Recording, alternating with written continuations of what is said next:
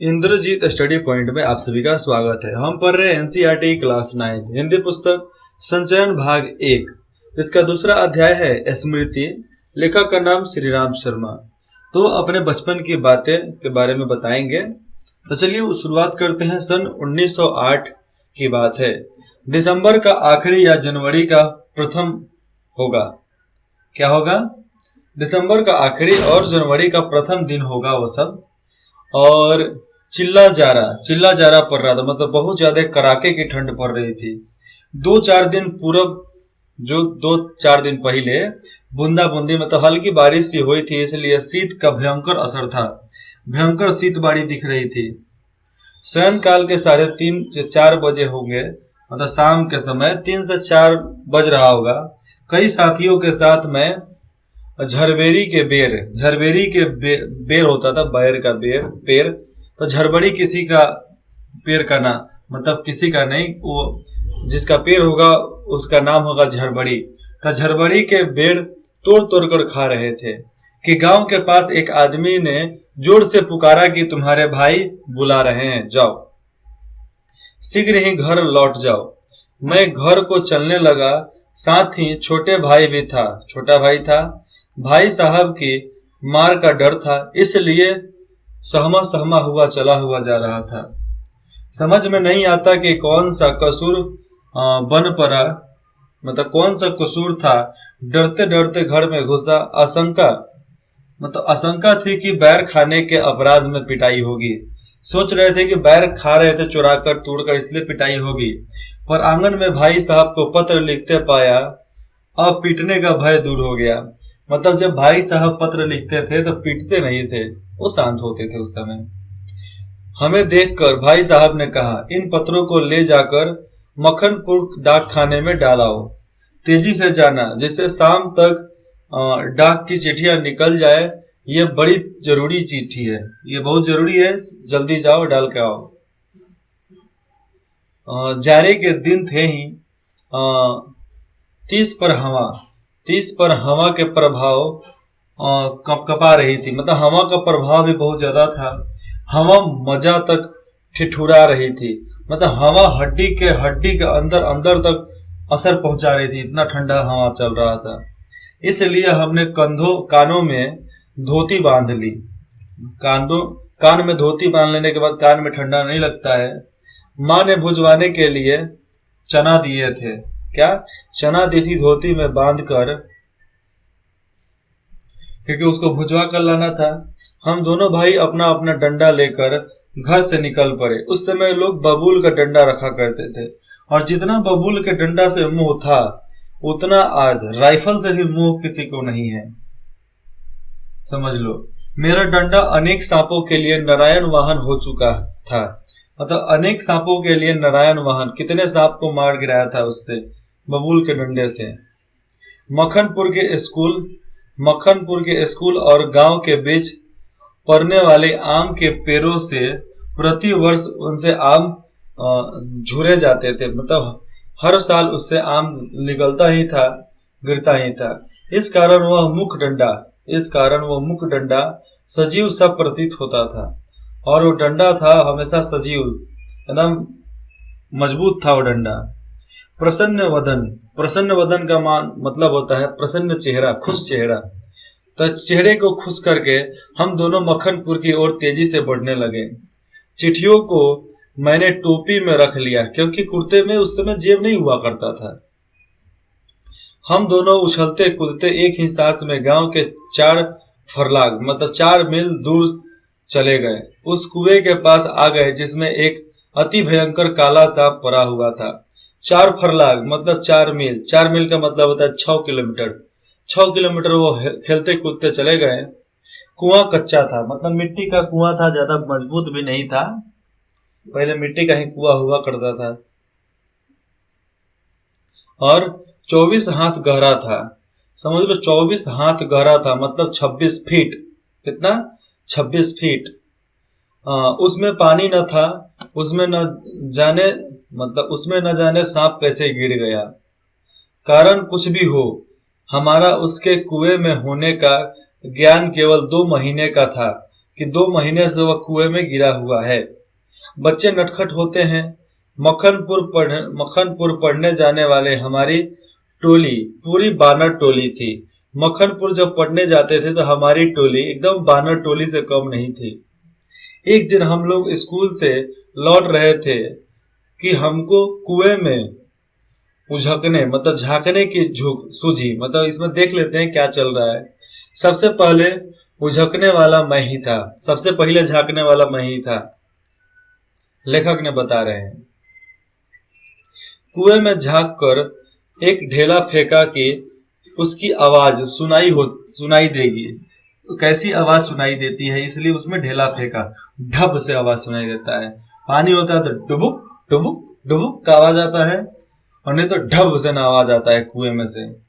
उसके सुनने के बाद अपनी बोली के प्रतिध्वनि सुनने की इच्छा थी, और वो सुनने के बाद अब उसमें चिल्लाते थे, रामा रामा। उधर से भी आवाज आता था, रामा रामा। नीचे से भी आवाज आता था ऐसे ही, राम राम। जो बोलोगे वो सुनाई देगा। पर कुएं में ज्यों ही ढेला गिरा त्यों ही एक फुफकार सुनाई पड़ी। एक ढेला गिर गया तो फुफकार सुनाई पड़ी। कुएं के किनारे खड़े हुए हम सब बालक पहले तो उस फुफकार से ऐसे चकित हो गए जैसे किलोले करता हुआ मृग समूह अति समीप के कुत्ते की भौंक से चकित हो जाता है। हम लोग ऐसे डर गए, चकित हो गए, जैसे डर के मारे उछल नहीं जाते वैसे। जिस तरह समझो कि एक हिरन वहां पर चढ़ रहा है, एक कुत्ता लगा भौंकने, हिरन तुरंत सतर्क हो जाता है, भागने लगता है। तो वैसे ही ये लोग सतर्क हो गए, अरे साला क्या है। उसके उपरांत सभी ने उछल उछल कर एक एक ढेला फेंका और कुएं से आने वाली क्रोधपूर्ण फुफकार पर कह के लगाए। मतलब जब वहां अंदर से एकदम गुस्सा वाला फुफकार आता था, ऐसे आपको सुनाई नहीं देगा मेरा फुफकार, तो ऐसे ही जब आता था ये लोग और भी डालते थे और भी बोलते थे। गांव से मक्खनपुर जाते और मक्खनपुर से लौटते समय प्रायः प्रतिदिन ही कुएं में ढेले डाले जाते थे। रोज के रोज कुएं में ढेला डाल दिया जाता था। हम लोग भी खूब किए, ऐसे तो सारा कुआं सुखाइए दिए हैं लोग। मैं तो आगे भागकर आ जाता था और टोपी को एक हाथ से पकड़कर दूसरे हाथ से ढेला फेंकता था उसमें। यह रोजाना का आदत सी बन गई थी, रोज का रोज काम था ये। सांप से फुफकार करवा लेना, मतलब सांप को फुफकार की आवाज निकलवा लेना, मैं उस समय बड़ा काम समझता था कि सांप से आवाज निकलवा लो। इसीलिए जैसे ही हम दोनों उस कुएं की ओर से निकले, कुएं में ढेला फेंक कर पुरस्कार सुनने के लिए, मतलब जो फुफकार जो था, फुफकार सुनने के लिए प्रवर्तित जागृत हो गई। मतलब उनके अंदर इच्छा जागृत हो गई कि अब फुफकार सुनिए जाएंगे। मैं कुएं की ओर बढ़ा, छोटा भाई मेरे पीछे ऐसे ही लिए, मतलब मेरा छोटा भाई मेरे पीछे ऐसे हो लिया जैसे, देखो किस तरह पीछे हो गया, एक फेंक रहा था एक पीछे हो गया,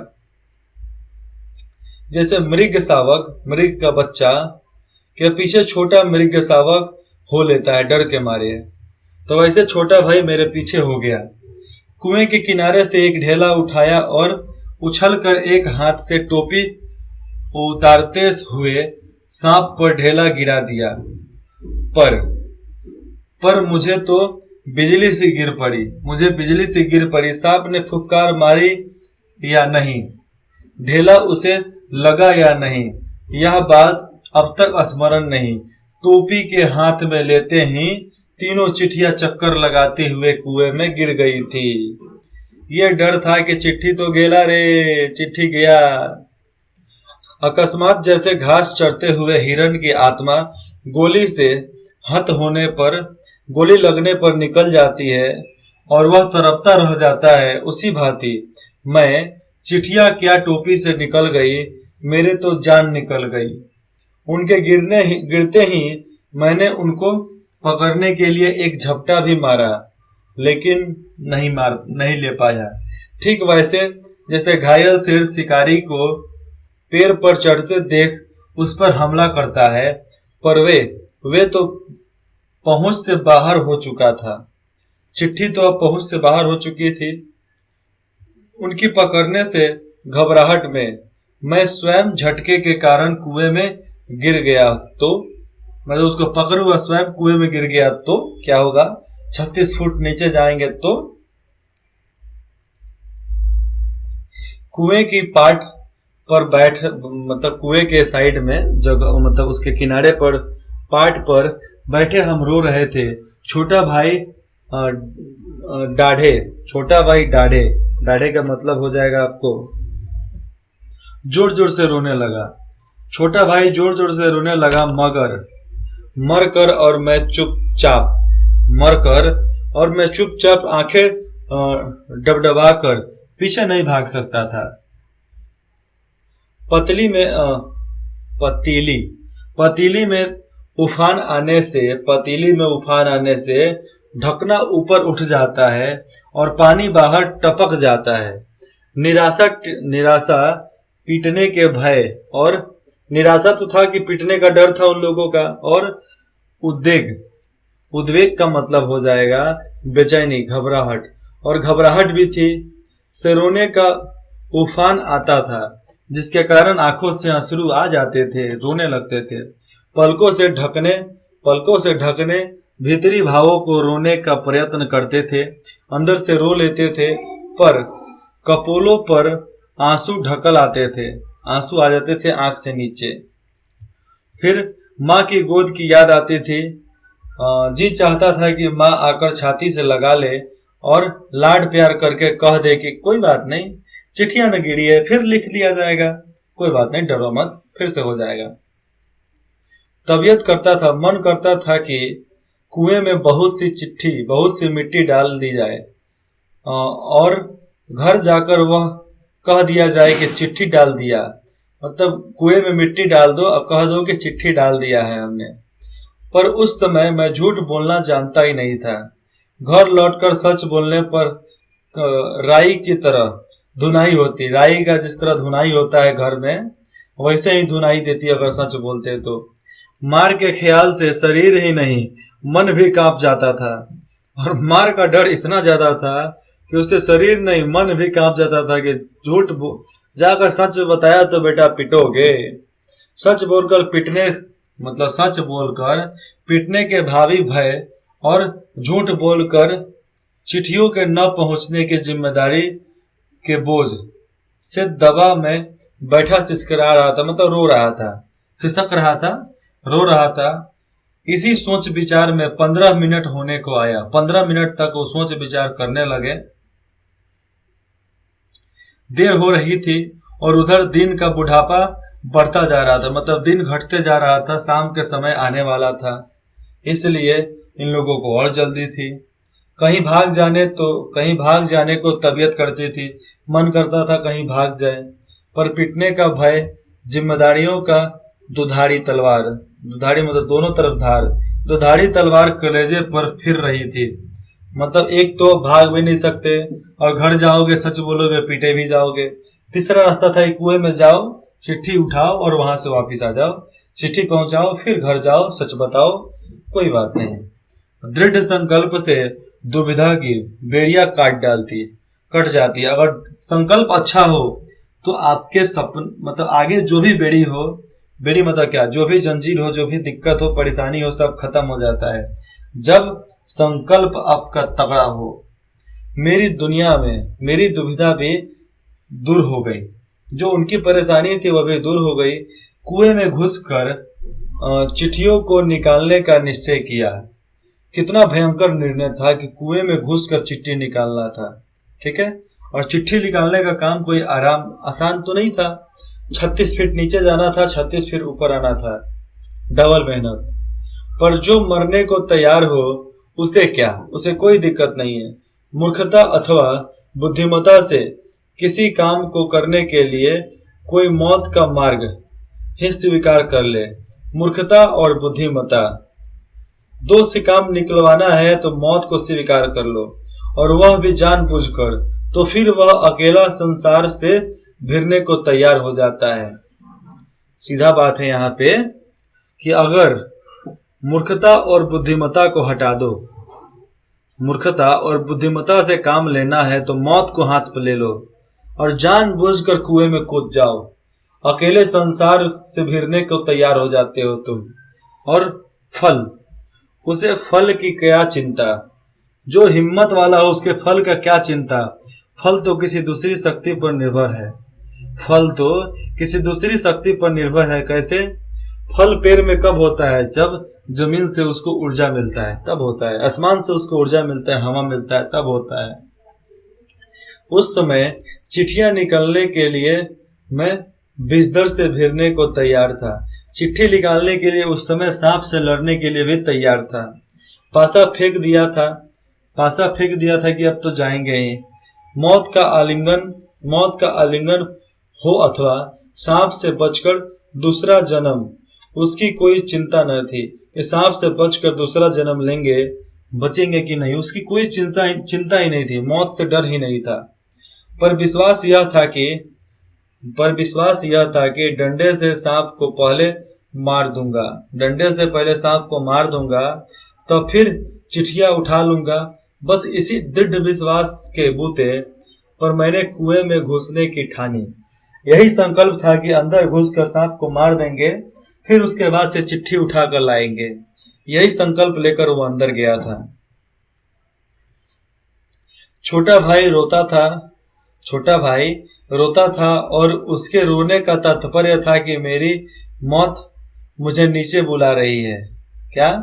मेरी मौत मुझे नीचे बुला रही है। यद्यपि वह शब्दों से न कहा था, वो शब्दों से नहीं भाव से कह रहा था। वास्तव में मौत सजीव और नग्न रूप में कुएं में बैठी थी। मतलब सच्चाई में मौत देखें तो जिंदा सांप अंदर था, नग्न रूप में बैठा था कि आओ कि हम काट लें तुमको। पर उस नग्न मौत से मुठभेड़ के लिए, उस सांप से मुठभेड़ के लिए नंगा होना पड़ा। उस सांप से लड़ने के लिए हमें भी नंगा होना पड़ा, धोती खोलना पड़ा और कुर्ता पहना था सब, धोती खोलकर रस्सी बनाकर नीचे जाना पड़ा। उस समय भी धोती बड़ा बड़ा ही लोग पहनते थे, साड़ी उतना बड़ा बड़ा। आगे को देखिए। छोटा भाई भी नंगा हुआ। छोटा भाई भी अपना धोती दिया। एक धोती मेरी, एक छोटे भाई के, एक चने वाली के, 3 धोती हो गया। 2 कानों से बंधी हुई, 2 कानों से जो धोती थी उसको भी, तो कितना धोती हुआ? 1 2 3 2 5 धोती हुआ। तो 5 धोतियां और कुछ रस्सी मिलाकर कुएं की गहराई के लिए काफी हुई। एकदम कुएं की गहराई तक हम चले गए थे। हम लोगों ने धोतियां एक दूसरी से बांधी और खूब खींच खांच करके आजमा लिया कि गांठ कड़ी है कि नहीं है, मजबूत है कि नहीं है। अपनी ओर से कोई धोखे का काम नहीं था। मतलब अपने तरफ से सब संतुष्ट हो गए थे कि धोती नहीं टूटेगी, नहीं खुलेगी। धोती के एक सिरे पर डंडा बांधा और उसे कुएं में डाल दिया। दूसरे सिरे को डेंग, वह लकड़ी जिस पर चरसपुर निकलता है। चरसपुर के मतलब कुएं से पानी निकालने वाले को चरसपुर बोलते हैं। वह निकलता है, उस पर बांध देते हैं। चारों ओर एक चक्कर देकर और एक गांठ लगाकर छोटे भाई को दे दिया पकड़ने के लिए। छोटा भाई केवल 8 वर्ष का था, इसलिए धोती को डेंगी से कहीं मतलब कड़ी करके बांध दिया। छोटा भाई उतना भी बड़ा नहीं था कि घिंच लेगा, इसलिए डेंगी से बांधना पड़ा। तो मतलब कुएं के ऊपर जो होता है लकड़ी, उसमें बांधना पड़ा। तब उसे खूब मजबूती से पकड़ने के लिए कहा, इसे पकड़ के रखना। मैं कुएं में धोती के सहारे घुसने लगा। छोटा भाई रोने लगा। मैंने उसे आश्वासन दिया, विश्वास दिलाया कि मैं कुएं के नीचे पहुंचते ही सांप को मार दूंगा, और मेरा विश्वास भी ऐसा ही था। कारण यह था कि इससे पहले मैंने अनेक सांप मारे थे, इसलिए दिल से डर खत्म हो गया था। इसलिए कुएं में घुसते समय मुझे सांप का तनिक भी भय नहीं था। उसको मारना मैं बाएं हाथ का खेल समझता था, क्या है, उसको तो मार ही देंगे, क्या टेंशन, कोई टेंशन नहीं लेने का, मैं मार ही दूंगा उसको। ऐसे सोचकर वो नीचे चला गया। बड़ा भाई। इंद्रजीत स्टडी पॉइंट में जुड़ने के लिए आप सभी का बहुत बहुत धन्यवाद। फिर मिलते हैं अगले भाग में, भाग 2 में। अगर आपको कुछ भी डाउट हो तो आप पूछ सकते हैं, नहीं भी हो तो भी आप कुछ फीडबैक सलाह देना चाहते हैं तो आप दे सकते हैं। आपके फीडबैक, आपके सलाह का हमें बहुत ज्यादा इंतजार रहेगा। धन्यवाद।